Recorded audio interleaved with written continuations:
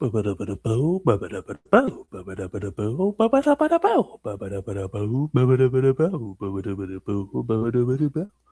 everybody. Welcome to the Critical Dispatch 6.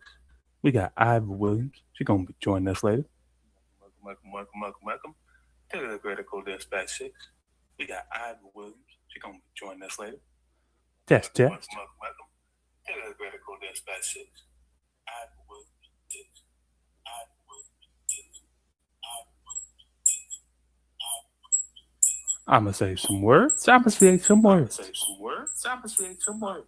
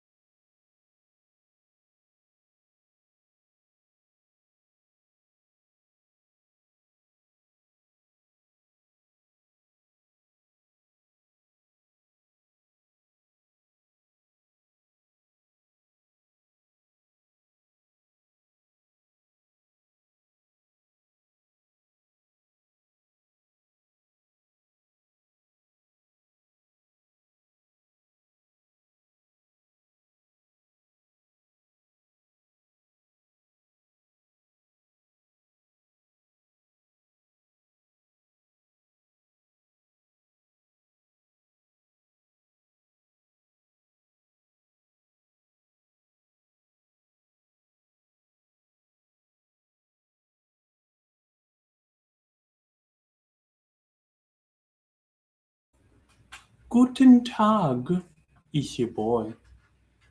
We got the Critical Dispatch 6. We got the live broadcast happening right here, right now, right in front of your eye holes, your ear hole, right in your ear holes, happening in front of your eye holes, happening right now. We got Iva Williams joining us. They're going to be here shortly. They're both going to be here so shortly.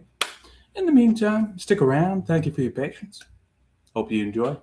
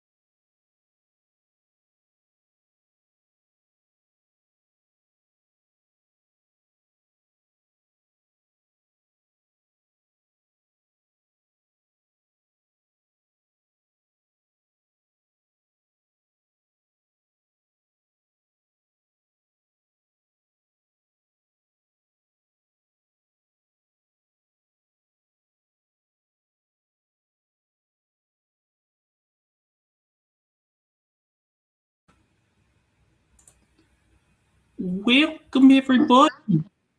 Welcome, welcome. It's your boys. Yep. We got it's your boys. We got that one guy and that other guy with us.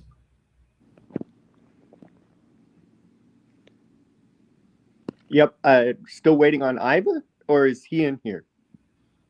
He appears to have. Up there he is. We got Iva Williams joining us. Iva, can you talk to us real quick? What's going on? Good, good. We can hear Hey. you. We can hear you well. How you guys doing? We're doing I'm well. well. Good Good, to see you. good. I was just sitting. I'm sorry. Go ahead. Yeah.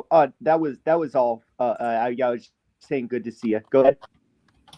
No, I just got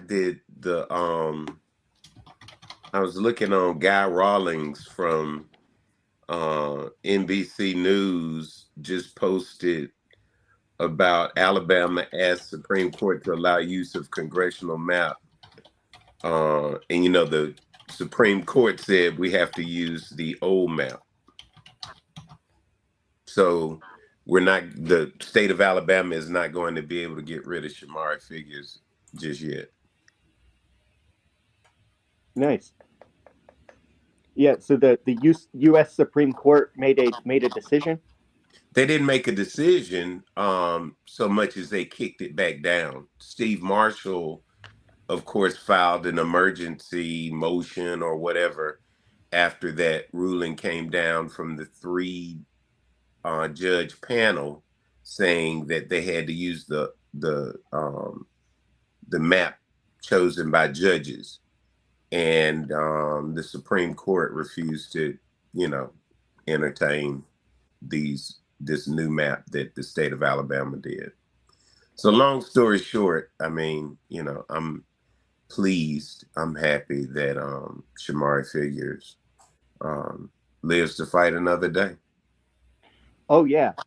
Well, and as he would say, it's not even about him, right? It's about the people who want fair representation, right? Who want to have a voice in Montgomery, and I'm glad to hear about that. Of course, I'm one of a number of qualified candidates for this special congressional election. And of course, if it goes back down to the lower courts and they won't let them use this new maps, and that becomes nullified again, which is why some of us who were protesting at that special session, right, where they were getting this law that enabled them to pass this in the first place, we warned everyone this was going to pile confusion upon confusion, and it, like just yesterday, right, Wes Allen said, he didn't know whether these special elections in August were going to go forward. Of course he doesn't. He doesn't know anything except the party line, the MAGA party line. That's right. So I invite whatever is about to happen with this redistricting fight, which it seems like the Supreme Court is not aiding them in redrawing, doing gerrymandering again. Because like you got to understand, right? Here's the interesting thing, right? The standard changed where they said you had to prove intent, but the thing was, and it was the same way with the Jefferson County gerrymandering ruling. Was the whole point was, no, you guys are intentionally making it about race, right? And in fact, I would argue there's almost no way to do political gerrymandering in Alabama without you knowingly making it racial. It's a ruse. I'm not sure if I don't disagree. I don't 100% agree, simply because the overwhelming majority of Democrats in Alabama, and this is an Alabama specific statement, right? Most of the Democrats here are Black. Right. You know what I mean? So I agree with you. To gerrymander means it has to be about race. I mean, by default, you know what I'm saying? Yeah. But at the same time, by default, it is also political, because, it's absolutely no one else's fault that all Black people vote. No, I mean, so like me as a white, mostly left leaning Democrat, right? I don't like being in a super red district by design. And in fact, when you create super majorities of one kind, even if it's to benefit the majority, you're necessarily going to create super majorities of another kind.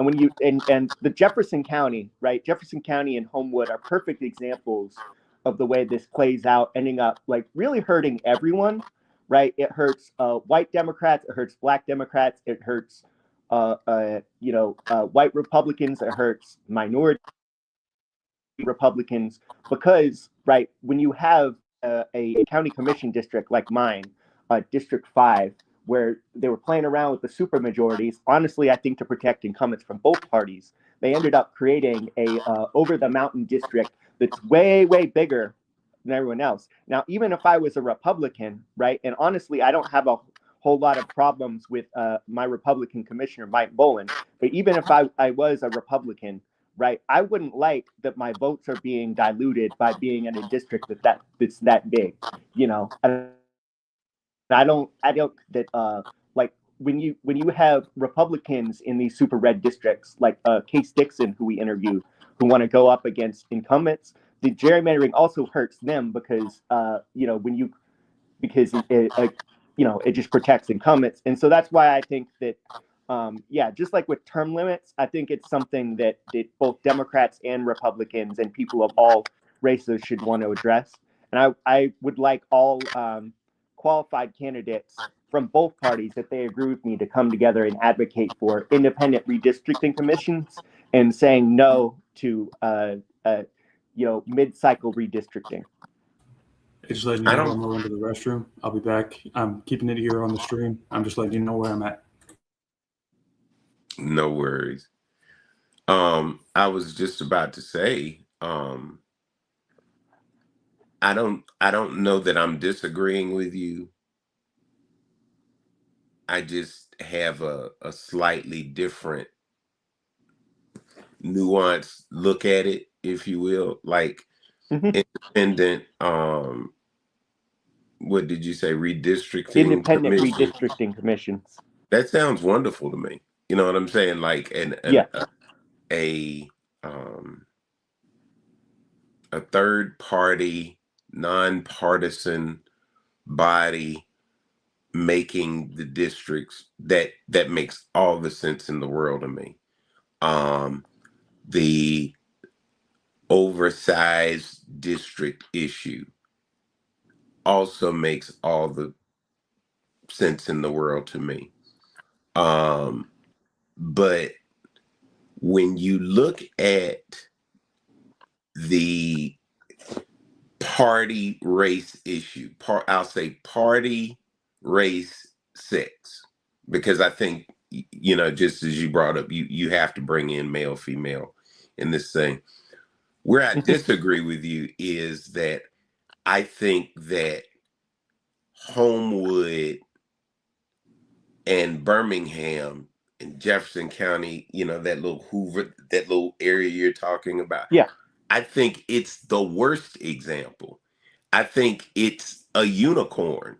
And I just think that if we apply principles based off of Hoover, Homewood, Birmingham, I don't, that's not the rest of the state. That's all I'm saying. I mean, like, you got to remember, we're a blue dot, right? The rest of the state is, I won't say the rest of the state, but you understand where I'm going with this, is super red. So except for our large urban, communities. So I just say all that to say, going back to my original point, that there needs to be an independent body doing this in an independent way in order for it to be fair, or it's always going to be biased in some shape, form, or fashion. That's just my opinion. Yeah, exactly. You there? Yeah, well, I also agree. Like, over the mountain, and I can't hear anything. Birmingham and downtown Birmingham are. Adam, can you hear me? Yeah, I can't hear you. Good. Let me see. He can't hear us. Maybe it's something wrong on my end?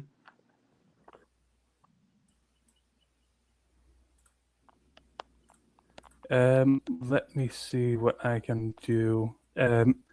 The best I can do is check his mic volume. Trying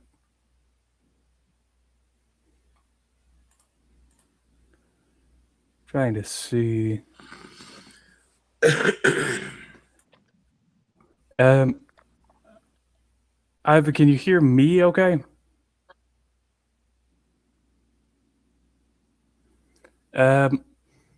That is odd. I still can't hear you. Should I go out and come back in? I would say so.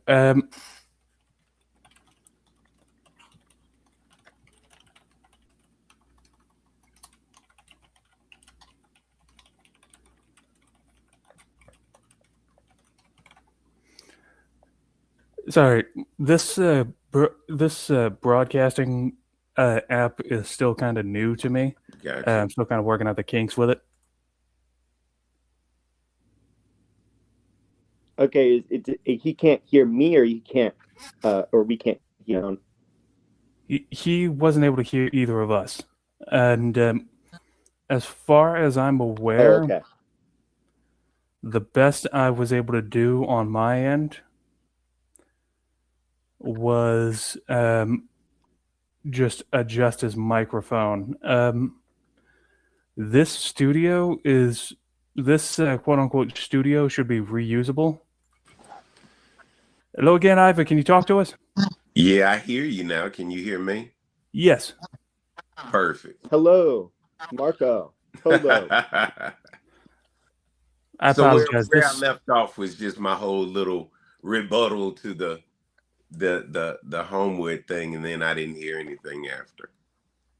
Yeah, but you can hear me now, right? Yeah. Okay, so this seems like a good point to get into the written questions. So okay, everyone, this is Iva Williams. I've known him since at least 2017.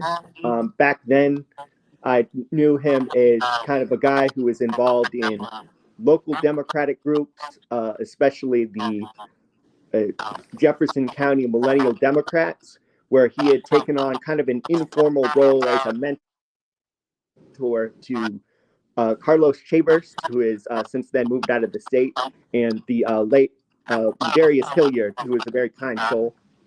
And so, yeah, we just kind of had he was just kind of around. You know, he was especially involved in elections. He helped Randall Woodfin get elected originally, and he would show up to things like the sheriff candidate debate, where in the election and the primary where Mark Petway first got elected. And so, yeah, it's been about like 10 years.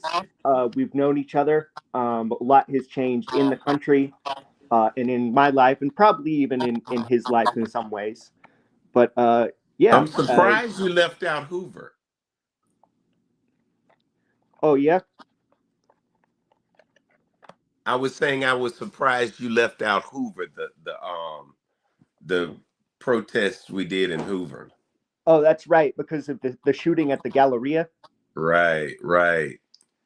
We interacted quite a bit during that time as well, is all I'm saying. Yeah.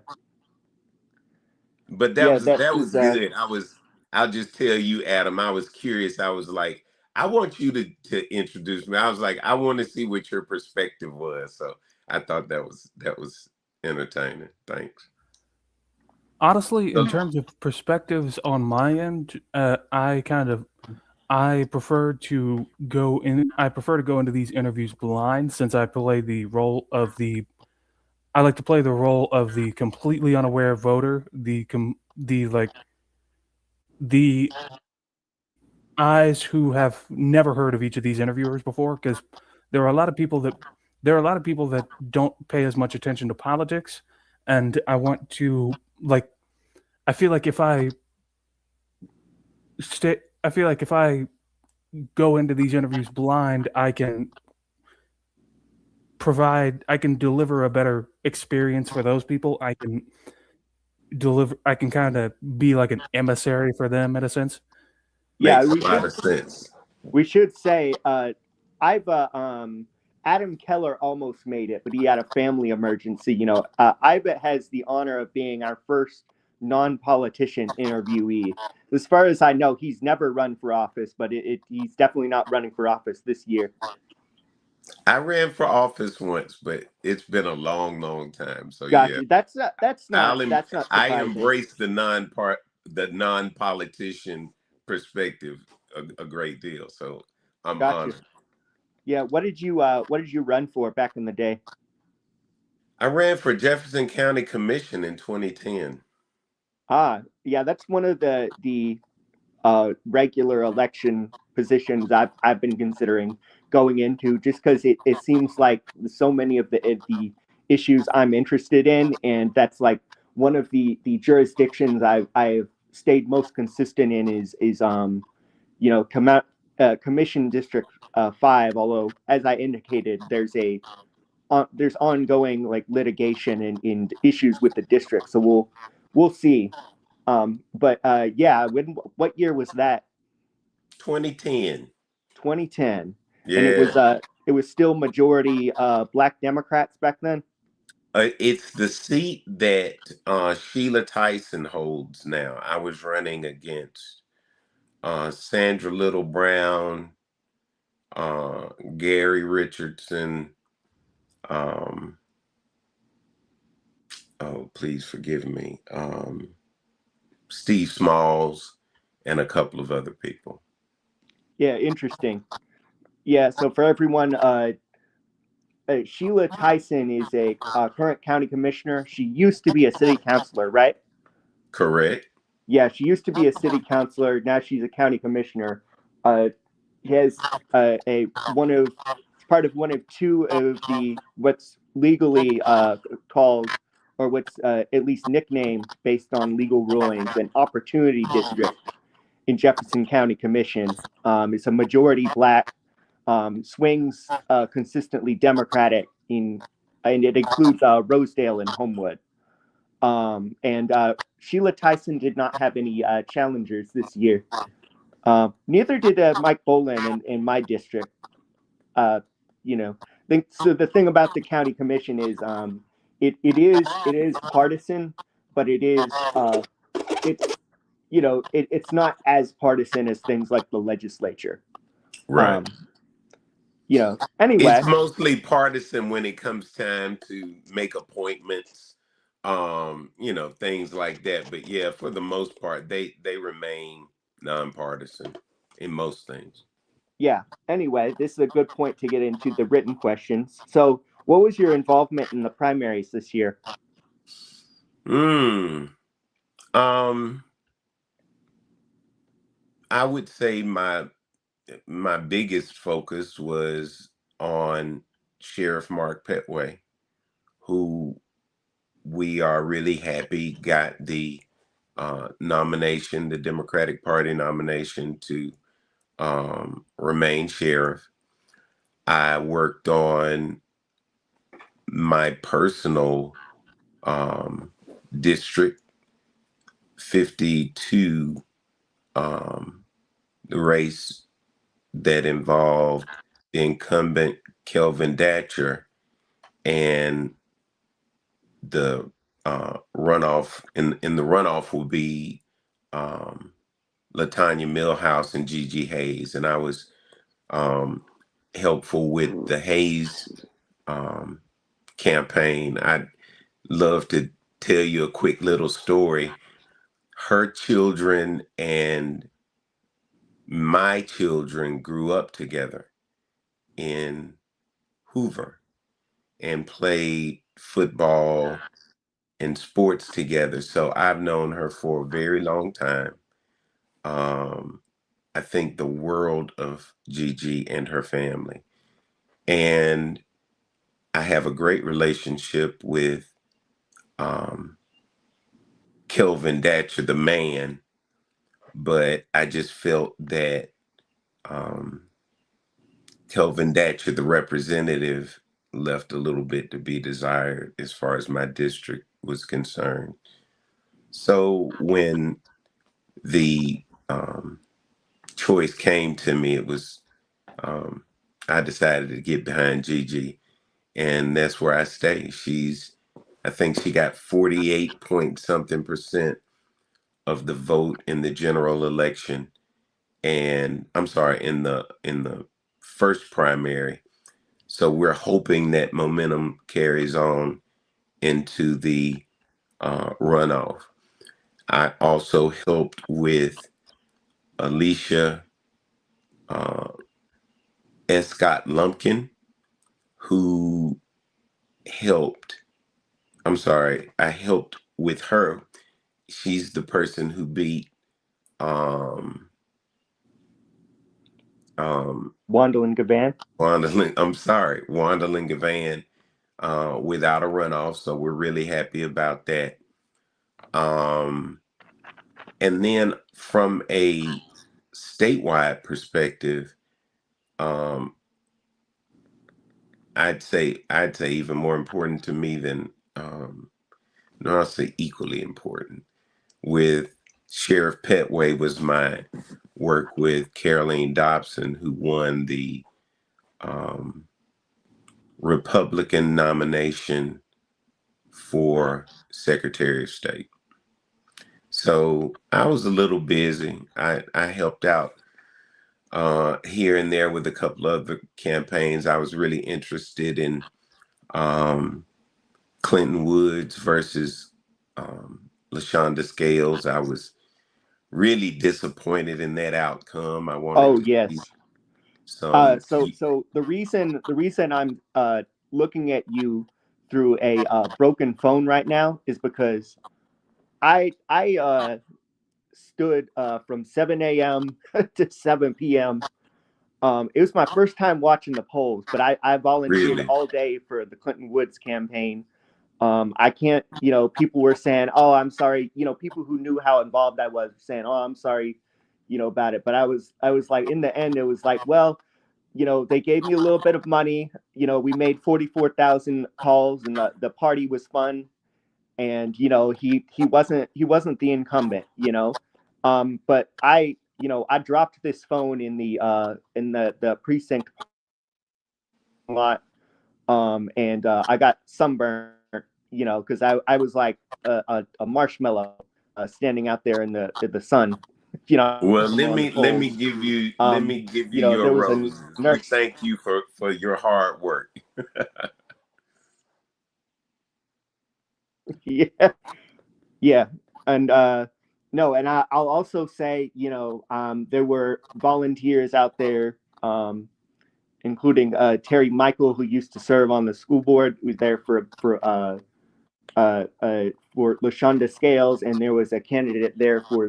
I mean, there was a volunteer there for the uh, judicial candidate who I voted for, who ultimately won that primary, and we were all very kind and helpful to each other. You know.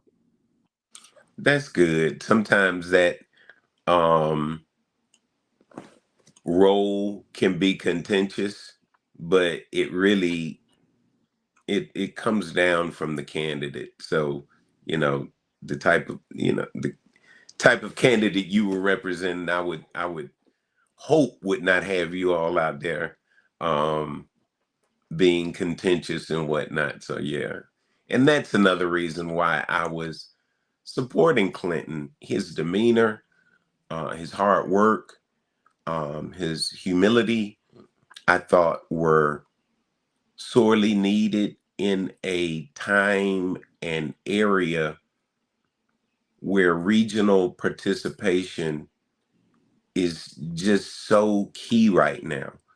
Um, we were talking earlier via text, and Jacob didn't know that I'm now a Republican.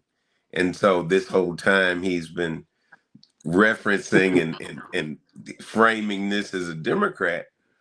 And, I think this is a perfect time to bring up the fact that, we live in a time and an age where statesmanship is not the rule of the day. We live in a time where it's winner take all. There is no meeting in the middle. And so, with that being said, I consider myself a far center type person, right? You know, we tend to embrace the independent role or the centrist role to be non-confrontational and, you know, to be this centrist being that loves everybody and whatnot. Well, you know, I hate both parties equally. You know, I don't withhold my disdain from either side. And, you know, here again, all of that being said, we need to focus on what we have in common. We need to focus on ourselves as a region. And I just think that anyone coming with um, a an energy that is not one of collaboration, um, I'm gonna fight against that. I'm gonna fight against that person. Yeah, that makes sense. So what's interesting about you saying that you supported Caroline Dobson in the Secretary of State race is that she once ran against Shamari Figures. So what was your interest in Caroline Dobson, or why did you think she's the best Republican candidate for that office? Man, you're putting me on the spot right here with this answer. But I'm gonna teach. I'm gonna tell you all um, how to identify the right-leaning candidate. You know, the least of the evils, if you will, right? And Mm-hmm. you've heard Caroline Dobson be pro-Trump. You have heard her say things in the MAGA talking points, if you will. But when you compare her public image, the things she says, the way she operates, to me is more like a Katie Britt. I like the fact that, well, let me say it a different way. I understand the fact that in today's Republican Party, you have to carry the MAGA line or you're not going to get elected. That just is what it is. And, you know, a Democrat that doesn't understand that, I just don't have time to explain and get you up to speed, right? But I look for signs. I look for work. I think I look for policies. I try to look past the rhetoric. And back to your question, she never gave off the rhetoric. She has never come off to me as that hateful MAGA person. She feels like the moderate centric, I won't say centric. She feels to me like the Republican of old, right? She reminds me of the um, Dick Shelby's. She reminds me of the Katie Britts. And so Bob it's Riley. Bob Riley, yes. So it's in my opinion, it's incumbent upon me to embrace these individuals and highlight them because, you know, God blessed me with a voice, not just in the region, but I won't say in the city, but also in the region. And if he continues to bless me, maybe somebody will know me in a remote part of the state. But I say all that to say this is a big state. It's full of Black Republicans. It's full of centrist Democrats who will all be working to vote for our elected officials in November. And, you know, she's the one for me. Going and making sure I answer your specific question as it relates to Shamari. When they were running, that was the first time, that was my first election as a Republican, right? As a registered, no, it was my second, I think. But nevertheless, I supported them both in their primaries, but I did end up supporting Caroline in the general. But I'll just say this to say it was all really easy for me given the fact that it wasn't my district. And I'll just Gotcha. I'll Yeah, button the that makes answer sense. right there. Yeah, I had opinions in that primary in general, but it wasn't my district either. Do you agree that with all this that we have already talked about, that this has been a bad year for incumbents? Good question. I think it has been a good year for incumbents on a local level. If we bring in last year and whatnot, I think our incumbents on a local level have done well. Going back to my comment about regional cooperation, I think that they all worked really hard together to get things done here as a Birmingham metropolitan region. Now that led to some BS, in my opinion, when you move on to the state level. And I think you saw some hiccups as it relates to incumbents there, because I think, I don't think there's any better example than like the Waterworks Board, right? Our local elected officials, um, in my opinion, different people have different opinions. But from what I saw, from my perspective, from my seat, I thought our local elected officials fought very hard. There's some things I think that could have been done better, but overall they fought very hard. And it's disheartening to see that effort go up against elected officials also from this region who wanted to take that asset away. I think that it didn't, one thing didn't lead to the other, but right as that was happening, right, you have what's going on nationally to start taking effect. Um, Namely Donald Trump. And so I think that this primary was somewhat of a bellwether here in the state of Alabama. You look at, to your point, several incumbents lost their seats. I was really happy. I think it's your representative, Jim Carnes.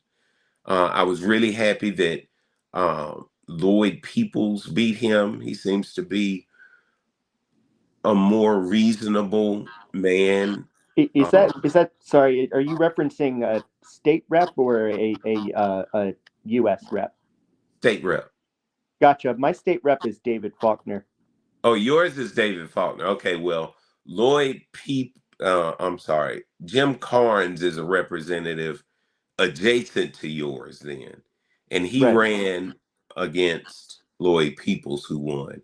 And so I was just bringing all of that up to say, you have, in my opinion, locally, some, it was Jim Carnes and it was another race. Please forgive me. I wasn't prepared for the question. But there were two races in which the MAGA guy, Barry Moore up against in the Senate seat against the Navy SEAL. Yeah. Jared Hudson did better Jared than Hudson. Steve Marshall. Huh? Jared Hudson did better than Steve Marshall, which would seem to add evidence to the incumbents. It's a bad year for incumbents case. Right, right. And so I'm just saying all that to say I think we're still we're still seeing that's still playing out. I don't think I'm in a position to say was it good or was it bad quite yet. But to answer your question, I think that it will pan out to not be as bad locally, but nationally, I think you're looking at a bloodbath for Republicans, just to be honest. Mm, yeah. So in some ways, you're kind of a perfect, person to ask this next question because it has caused some internal strife within the Democratic Party, and you're heavily involved and knowledgeable about these things. But you're also not necessarily interested in just electing Democrats, right? You're a self-identified Republican. So, are you in favor of ending the straight ticket, or are you in favor of keeping it? Mm, I'm. I don't think I know enough about it yet, right? Um, there is a part of me that does not want to leave um, the tradition of having the ability, especially for senior voters, to go in there. They know they don't know everybody. You know, and this can apply across the board, not just older people. They don't know everybody. They haven't done all the research, but they want to exercise their duty as a citizen of the state and as an American to exercise their right to vote. Why would you take their ability to say, I know I want all Democrats or I know I want all Republicans?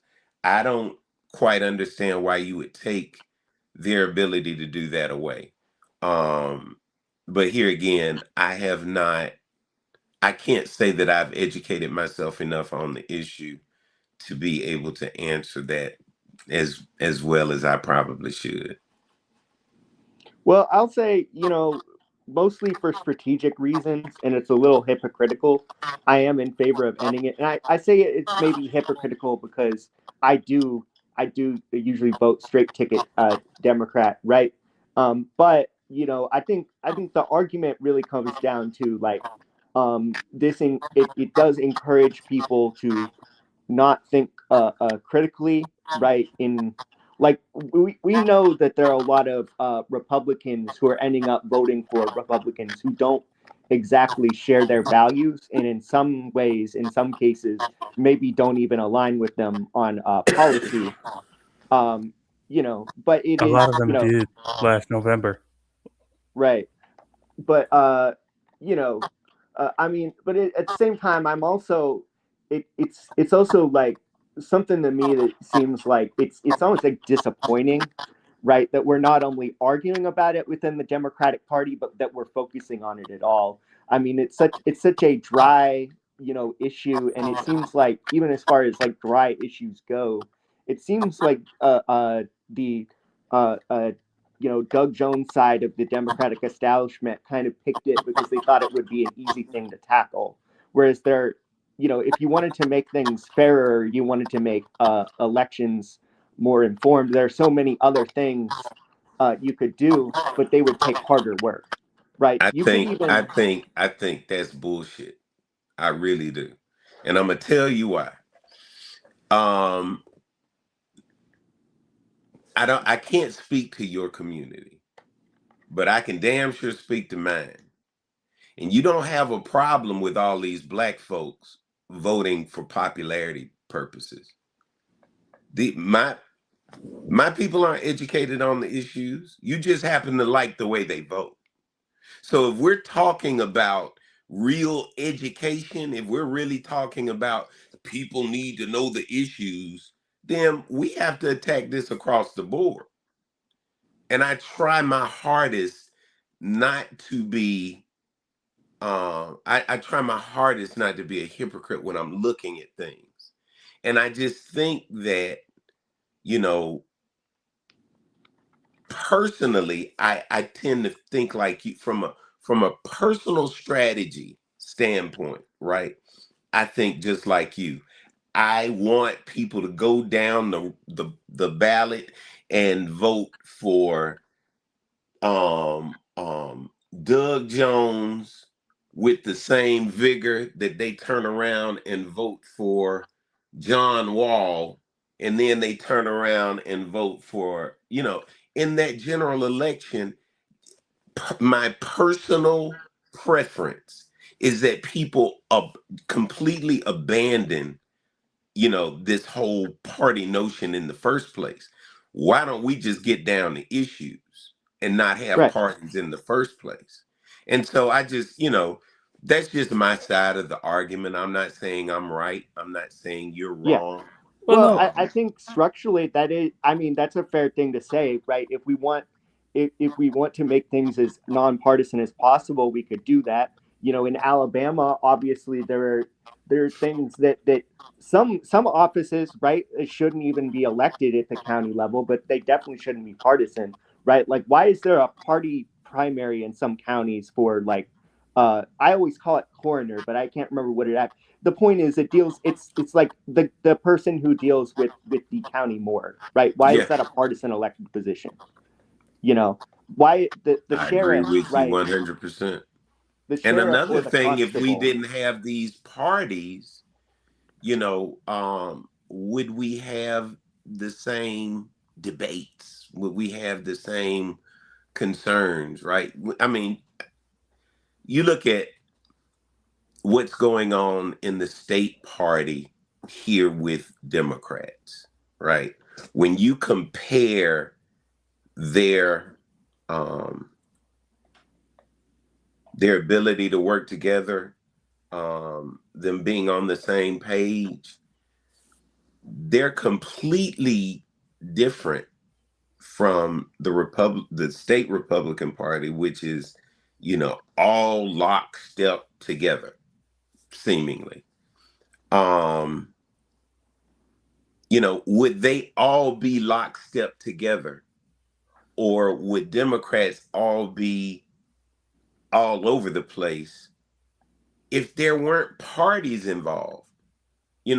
Yeah, If we had to go down the list and say, where are you on this issue? Where are you on this issue? Where are you on this issue?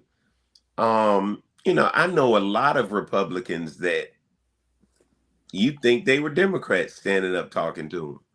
And vice versa. When I was texting you earlier, I said, I used to be the worst Democrat ever. Now I'm the worst Republican ever, because, I'm just not going to be lockstep in the party line. I just don't. That's just not me. So I'm rambling, but yeah, it's okay. Uh, so uh,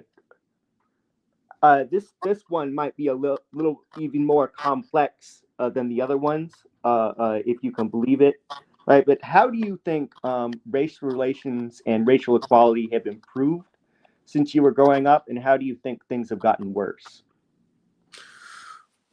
I can't answer that question at all. And um I'm just now realizing it. Um I I was in a gifted program growing up in a very middle class family, middle class to upper middle class Black family. And recently I have come to realize, I say in the past 10 years, I've come to realize that my outlook is completely different than my peers. Well, I guess I can answer your question. I'll just say it this way. It may not be the same as another 56-year-old Black male who lives in Birmingham is concerned. I personally think that race relations have bottomed out. From I There may have been 5 black kids that I grew up with. Like, I was in a gifted program. We all went to school together from kindergarten through 8th grade. And then some of us split, and a few more of us finished high school together. It's like, dude, I have this view of race relations that's really kind of fairy tale. It's really kind of, the best of all worlds, right? And so when I look around right now and I look at the hostility that I see from all races towards one another, I'm just not used to it. Like, I have peers who have, you know, they have feelings. They feel some kind of way about my relationship with all the white people I know, right? Like, I really believe I know 50-50. My worldview is just so kind of Pollyanna. Like, I grew up, I went to Ramsey at a time where it was 50-50 boy girl, 50-50 black white. I grew up in a time when we were I was a product. I was literally a piece on the chessboard of how racial unity should be going. I just had a conversation within the past 2 years with my parents about, I wonder how afraid you were to send me out into that world, because you know what the feelings of those parents were. You knew what the feelings of the community was in the area in which you sent me to. Now, I never, aside, we'll talk about that another day, but I never felt that. I never saw that. And so I won't say I never saw it or felt it, but it was minimal. It was really minimal. It was one-on-one. Long story short, yes, I've had classmates to say the N word, but they didn't really know what the hell they were saying at that time either. You know what I mean? We were like 8, 9 years old. And so I just, from my perspective, we have jumped out of the frying pan and jumped straight into the fire. It's like hell to me. I even have I get it from the other side, right? Here again, I have all of these multicultural relationships, and I notice when I walk into a Caroline Dobson event and everybody looks around. That doesn't feel good, if you will. And so, I personally think that things have gone, to hell in a handbasket. And I really don't see them getting any better any soon. And, to be the most dramatic that I can in the moment, I just see America returning to her true self. I think that the civil rights movement was an experiment that, at its best,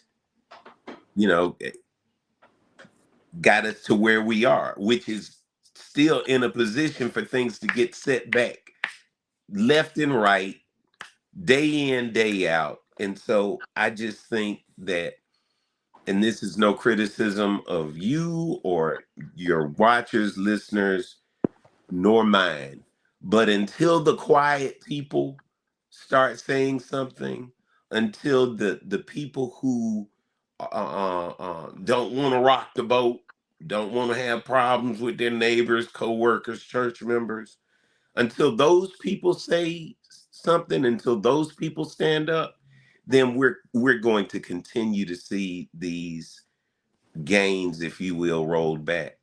And it makes me more and more want to pursue segregation in certain ways, particularly as it relates to education. I don't think that Black people and white people, particularly here in the state of Alabama, are going to agree on how our children need to be educated, what they need to be educated on.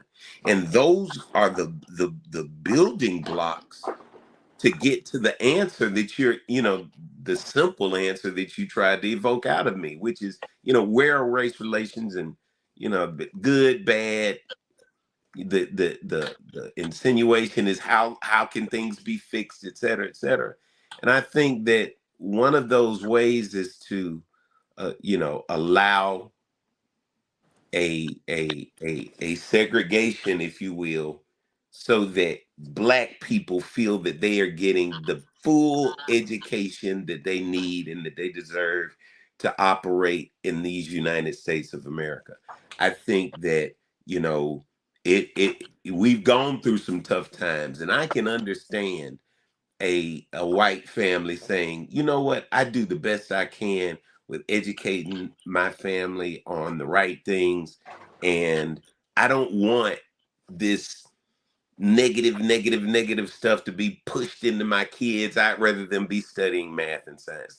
I get it, but we're not in a place where we can objectively come to a lot of conclusions right now. And so I'm rambling again, but Well, it's I mean, I shitty. think there's a point that I have a place to safely make to other white people. I mean, other white people who won't just like get immediately triggered by this, right? But like, uh, the dynamic with desegregation, um, in the mainstream and up to this point has usually been with Black folks and minority folks going into what were previously considered white spaces, and why would it not be the impetus of the other way around, right? Like, I visited Black churches. That's something you can do. Even join Black churches. You could go to HBCUs as a white person. I think diversity is great and desegregation is great, but right, like when historically it was the Black folks and the minorities who were the ones who are getting the bad end of the stick of it. Why is it always on them to try to make things diverse? You know what I mean? Exactly. And here again, I, you know, I don't want to give too much air to the negative. I don't want to give too much air to that which cannot and or will not be fixed. I want to give air to that which can be fixed. And that is, the silence.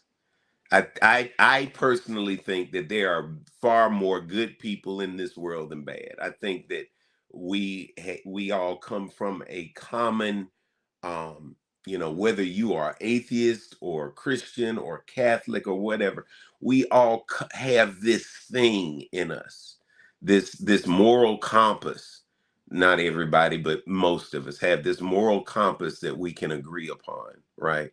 And if the people who are silent will let that moral compass come up and out of them verbally, I think things will naturally and normally fix themselves. I think the problem is with quiet people. Yes. Well, we're running up against time. I thank you for doing this.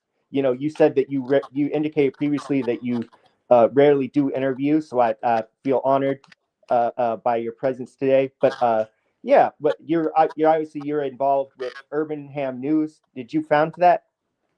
Yeah, I'm glad you asked that way. Urban Ham is way older than me. Russ McClinton started Urban Ham as a vehicle to get information out to the community about events and things that were going on. Has a wonderful run.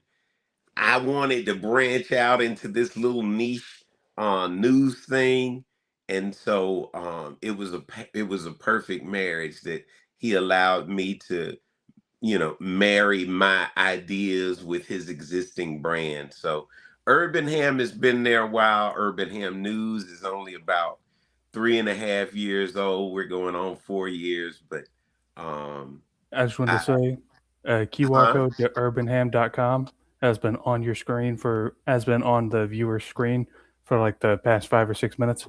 Excellent. I just discovered that I could do that.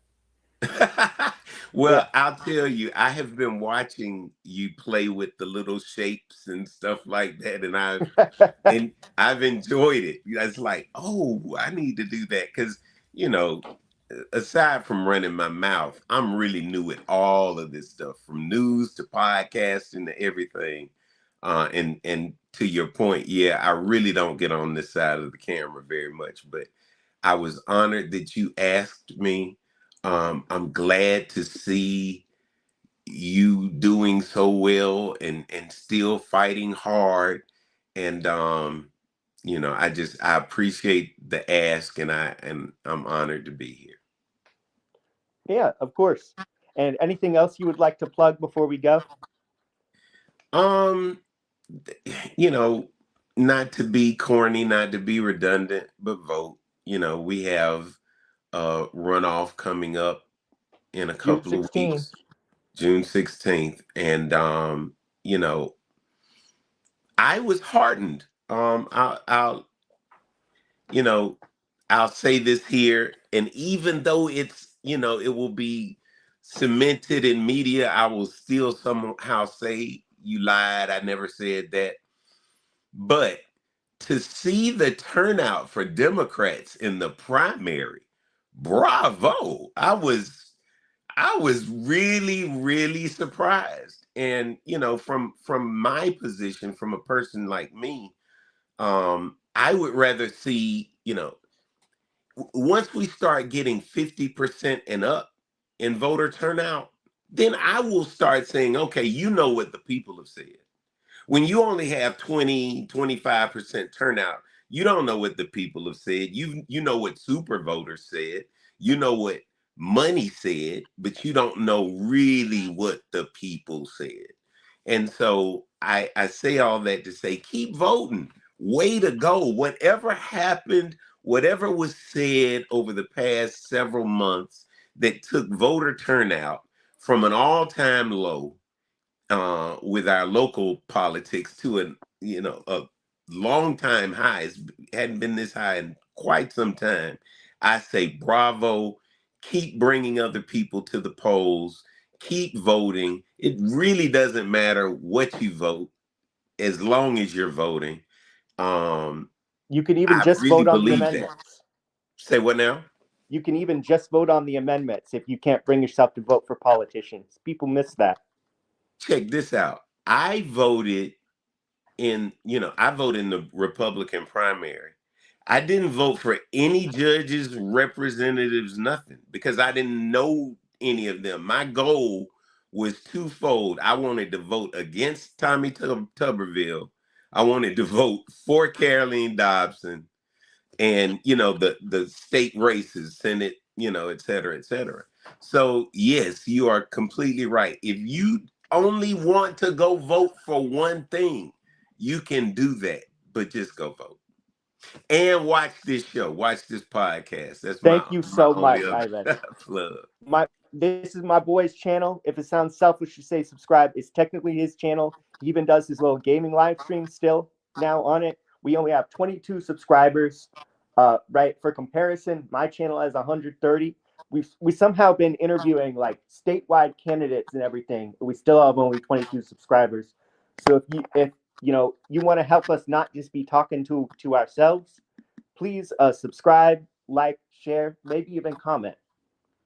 Well, I will do all of the above. I will feature you guys' this podcast here on Sunday. And I'll do some promos as well. I mean, I really, here's one question for you guys. Mm-hmm. Why don't people like, subscribe, and share? What's that about? Yeah, I think partly we've honestly been getting the hang of getting our shows to be exciting, because we've had to deal with so many technology issues and everything.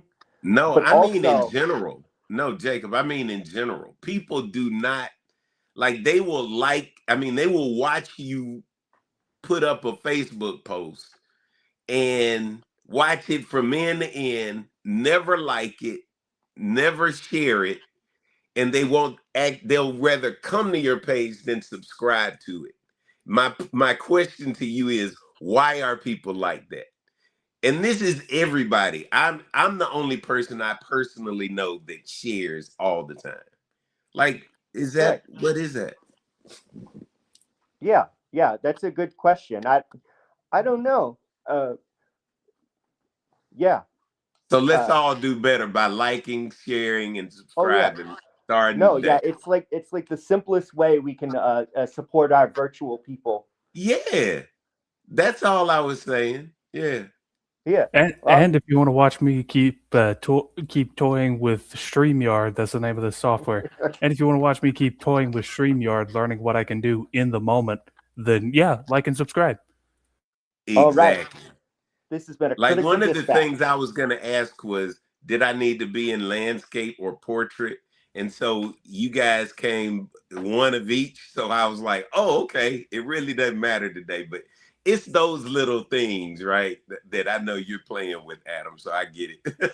Yeah, I can tweak it as need be. That's one of the reasons I don't talk as much, because I'm focused on like making sure I'm focused on like a showrunner role.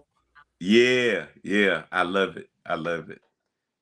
But yeah, I'm going to leave this QR code up for a minute. Y'all don't need to stick around if y'all are busy. I'm going to leave this QR code to Urban Ham up for just a minute before I cut the stream. Yep. Got to go to work and it's raining. Have a good one, y'all. You guys be good. Oh, we'll try to be.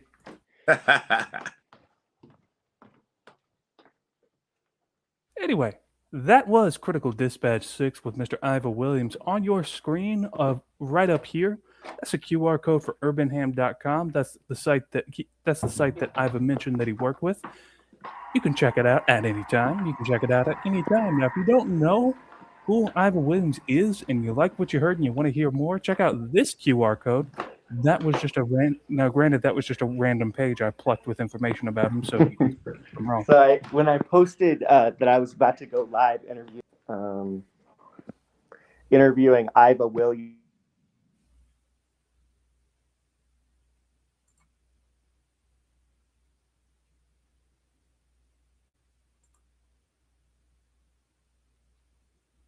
I think he didn't realize that he's still here. I'm gonna go ahead and cut him. Anyway, thanks for watching. Thanks for watching. You have a good day. We'll see you around.